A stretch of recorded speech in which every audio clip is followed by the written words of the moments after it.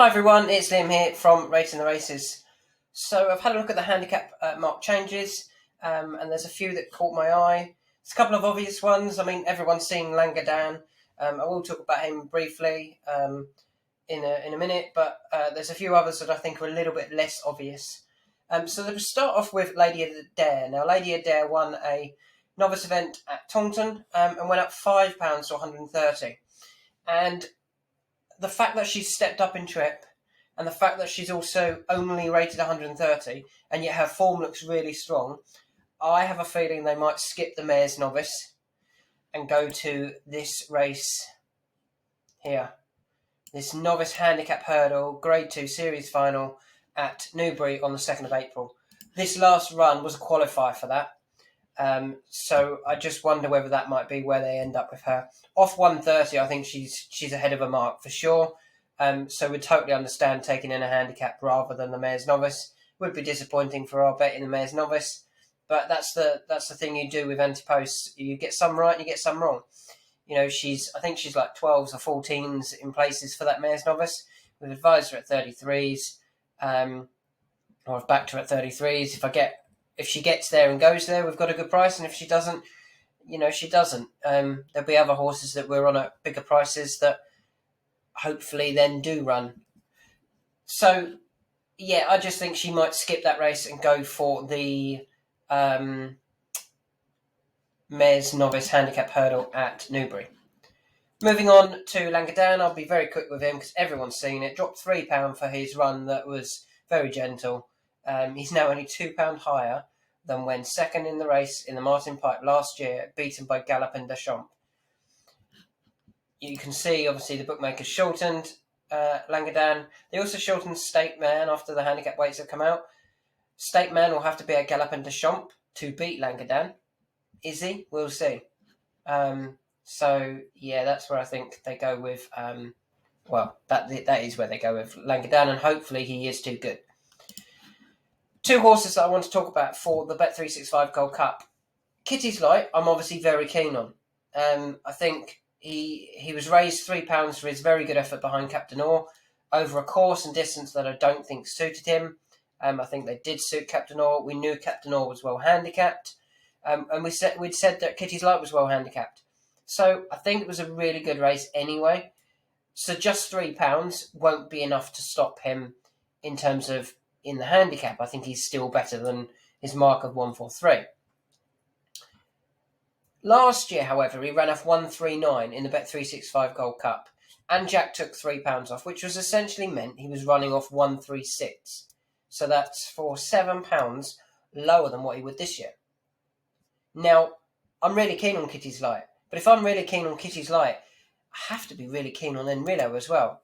Enrilo was the horse who won the race but was disqualified, won the Bet365 Gold Cup, this is at Sandown. He ran off 143 and is only £1 higher this year, up to 144 after his fourth place effort. He dropped £2 for that. He dropped £2 for finishing fourth behind Our Power, who is ahead of his mark, Captain Orr, ahead of his mark, Kitty's Light, ahead of his mark.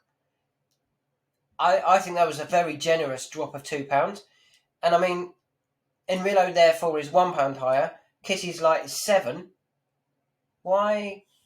If I like Kitty's Light that much, which I do, have to like Enrilo as well. And I imagine both of those will be going back for the Bet365 Gold Cup, and they could be my two bets in the race, if nothing else really stands out.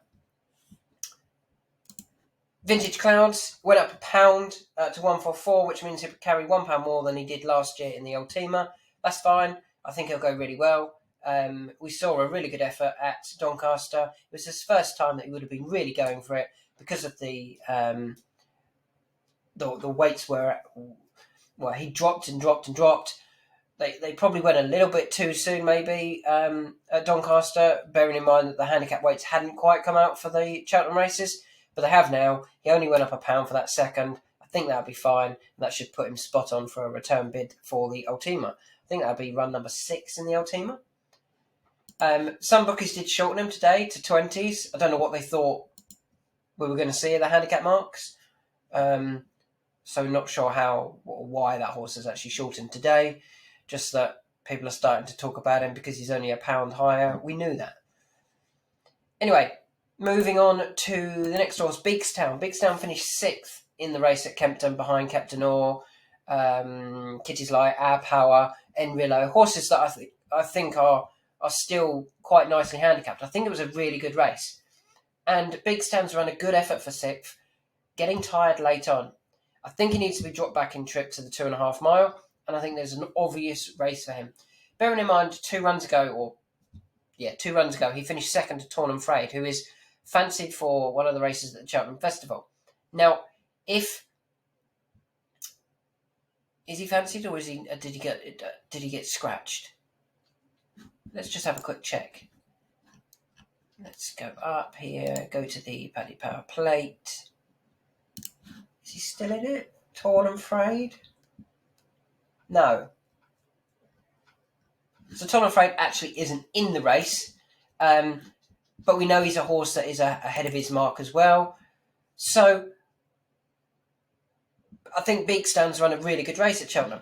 Where do we go next with Beakstown? Surely it's to Cheltenham for the Silver Trophy over the 2.5 mile trip on the 13th of April. You would imagine a lot of the Cheltenham Festival bound horses don't turn up there. So whilst Beakstown is in the plate, he's unlikely to get in because of his low mark. He's only rated 129. If he gets in the Silver Trophy, which I think he will, I think he goes very, very close in that. The penultimate horse I want to talk about is 5-Star Getaway. He ran okay at Kempton, again in that same race. It's a race that I think is going to work out well. He's very ground dependent. You can see his best efforts have come when there's been a bit soft soft or softer is when he runs his really good races. He dropped £1 to 133. Aintree would be the obvious choice, the Betway Handicap Steeplechase at Aintree, but it's all about the ground. If it doesn't come up soft, then I wouldn't be as keen on him wherever he goes. But if it does come up soft wherever he goes, keep an eye out for 5-Star Getaway. And the final horse I want to talk about is Lakeview Lad. Now, he dropped £5 for finishing 8th at Newcastle in the Ida Chase. He wasn't beaten that far. He ran okay. He's dropped to a mark of 137. 5 runs ago, he finished 7th in the Scottish National, beaten just 10 lengths off 155, an £18 higher mark. If he turns up in the Scottish National, surely that's where they go with him. I think it'll go really well. He's obviously got some bits of form at Ayr before, a 2nd here and a 3rd back here.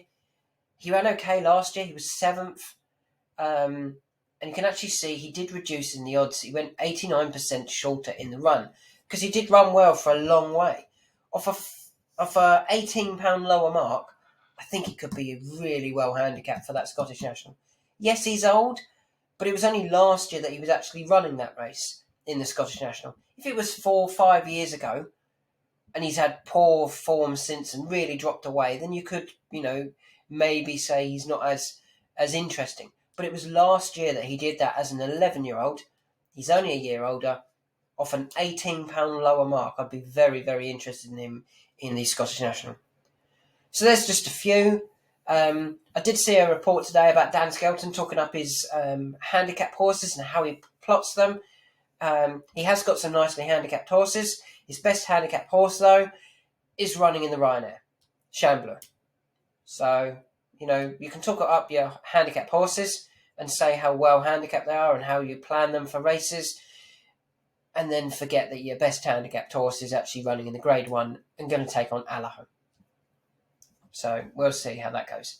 But yeah, I think of all those that I'm really keen on, this Lakeview Lad could be the big price one that goes off a decent price in the Scottish National and is hopefully ignored off an £18 lower mark. So enjoy the rest of your week. It's getting close now. I think it's 2 weeks today, isn't it, for the Cheltenham? 2 weeks. It's coming fast now. Thanks for listening. And if you have any questions about any horses that you like at Cheltenham, anything I do in my video, anything I say, do feel free to question it or throw another angle back. Say why I've talked up Lakeview Lad. Tell me why he can't go well in the Scottish National, or why Beakstown won't be going to Cheltenham in April. Let me know your thoughts. I do respond to most of them, unless they're just a statement. If they're not a question, I don't know it's a question, so do make it a question. So yeah, do get in touch, and don't forget to subscribe.